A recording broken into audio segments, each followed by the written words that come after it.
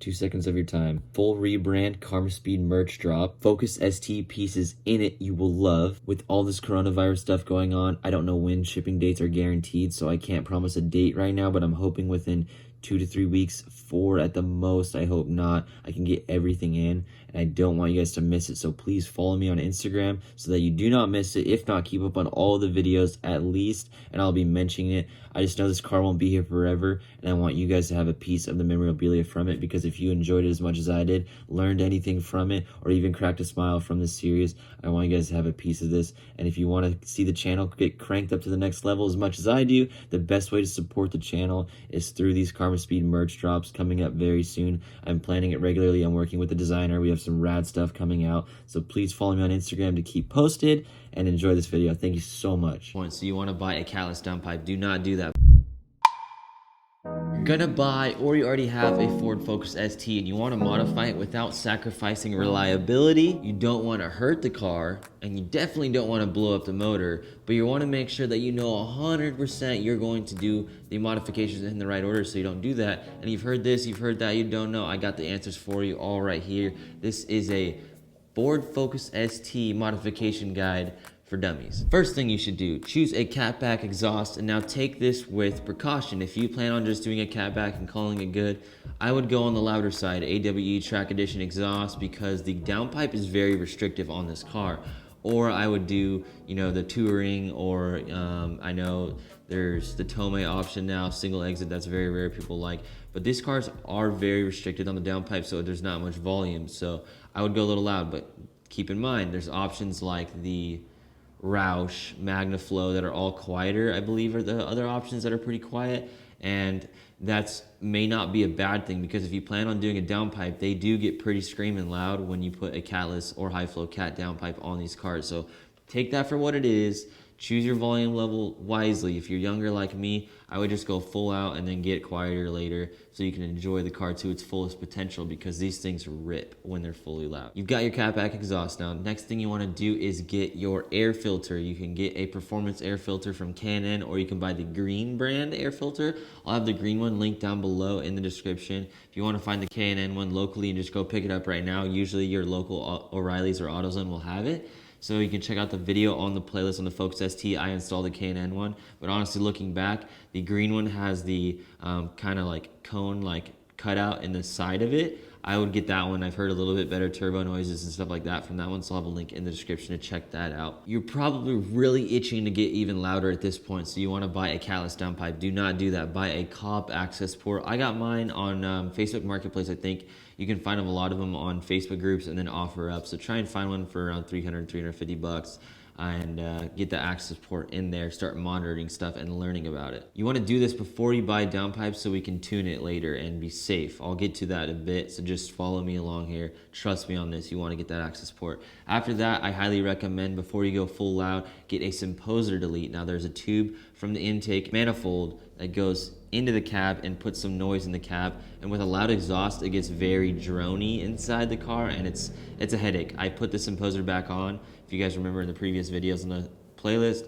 If you haven't seen that, go check it out, please. There's so much information about this car that you need to know. If this is your first couple videos, the whole playlist has everything you need to know about these cars. But it does get very, very loud when you have that stock Symposer on with a loud exhaust. Oof, you want to delete that for sure. It sounds much cleaner too. Next, we're going to do about 3 things very quickly. We're going to put our downpipe on, and then you're going to do a step colder spark plug, and then you want to get E-tuned right around the same time. So if you decide to put the Catless downpipe on before, the ECUs on this car are great, and you shouldn't have any issues. I highly advise you do not drive it wide open throttle anywhere until you have it tuned, whether it's an E-tune or a tuner locally that has a dyno. Just have them tune it with that downpipe just to be safe. You're clear. It's running rich enough. You're not running lean. You don't want any of those things. Yeah, the ECU can learn and make sure everything's okay, and you can run it hard and the car won't stutter or do anything weird. It'll drive great, but there's little pieces here and there of the power curve that might run lean for a second, then rich for a second, then it's not exactly perfect. And if you want to keep your car running as long as you can, don't take risks like this for the short-term gains. It's not worth the fun. Just wait and get that E-tune as soon as possible. I highly recommend Edge Autosport. Alan there is amazing. You'll purchase it if you go to edgeautosport.com, you type in E-tune For Focus ST E-Tune, you will see it for like around $200. Alan will send you an email after you purchase it.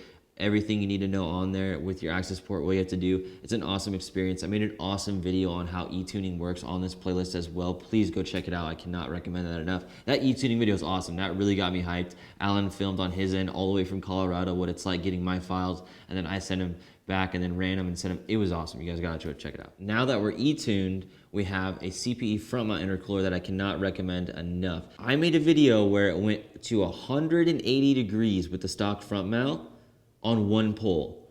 Now, 180 degree Fahrenheit air going into your engine is no bueno. You're losing power, you're losing timing, you're risking detonation, all those things. Not good. Heat is your enemy. The heat soak in these cars is so bad. So to fix that, after you get e-tuned, I highly recommend a CPE front mount intercooler, and that is going to need an adjustment with Alan over at Edge Autosport when you get it e-tuned, which that won't be too much of a big deal. I think he just charges a little fee, but obviously if you could do the downpipe and the front mount intercooler together at the same time and then have it tuned, if you can afford that, I highly recommend that. But most of you guys are going to stop at the downpipe, drive it for a while, then get the CPE front mount later. But now that I have the CPE front mount, our intake temperature stay at like, it was like 80 something degrees, and it dropped 2 degrees to like 80. It went from 82 to like 80 or something like that, and then it stayed at 80 degrees the whole pull, all the way to red line. It's insane what that front mount intercooler will do, and your car runs sharp, quick, you have more torque, more horsepower, all the way to the end of the power band, because there's no heat building up in the engine because the air going in is so cold. So I cannot stress enough, if you want power, that is the ticket right there after your Catless downpipe. You got your downpipe on, you got your cap back on, you got your Simposer delete on, you got your intake filter on, you've got your e-tune, everything's ready to go. Now it's time to get that power to the ground a little bit better. You're going to get a rear motor mount now, and I have one linked below that you guys will like that's very affordable. This mod actually is very impressive. You feel it right away in the pedal and the floorboard. You feel a tiny bit of vibration, not enough to make anyone notice except you who put it on, and you'll be surprised at how much less wheel hop the car has and how much better it feels. And you know, the stock one is so rubbery that you can kind of feel it flex like this, and the whole motor is doing that as well in transmission, so you feel that when you're driving it. When you put that rear motor mount on, it's like boom, you get on the gas, it's just like snappy, like right there. It's a super great mod. Next one's a little spendy, some K-Sport coilovers to get your ride height dialed, and then also your cornering and everything like that will be so much better. The K-Sports are phenomenal. I go over little bumps and it just makes no noise, no thuds or anything like that from the stock suspension.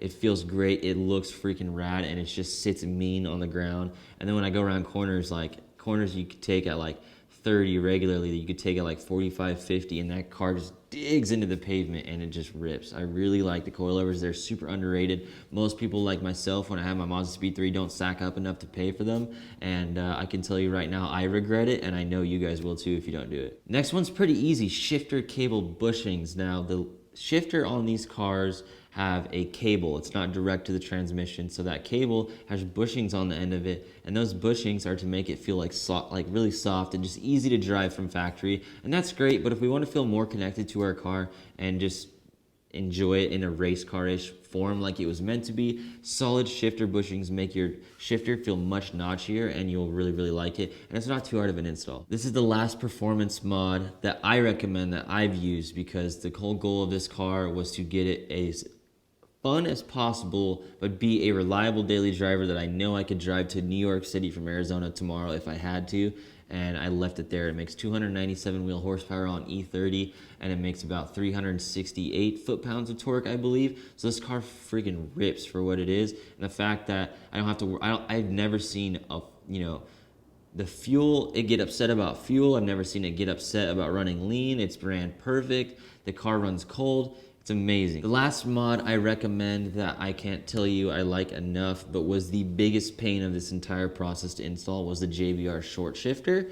The whole assembly, I have a video on it. It's very hard to film in there. It was a big pain in the butt, but I actually love that short shifter. Everyone who drives it enjoys it. It's super smooth, it's super notchy, and to give this car that has a cable system to shift that notchy of a feel, I'm super impressed with JBR, so I have a link in the description to all this stuff, including that one. At this point, if you haven't yet, I would change your transmission fluid with some Motul dual clutch transmission fluid. It takes about 1.8-ish quarts, so get 2 bottles. I have that linked in the description as well, of course.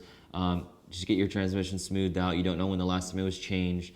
If your car is over 50,000 miles, you should probably do it. And at that point, you're on E30, you got Catless Downpipe, you're loud, you are low, you got the car looking good, you can choose your wheels and tires.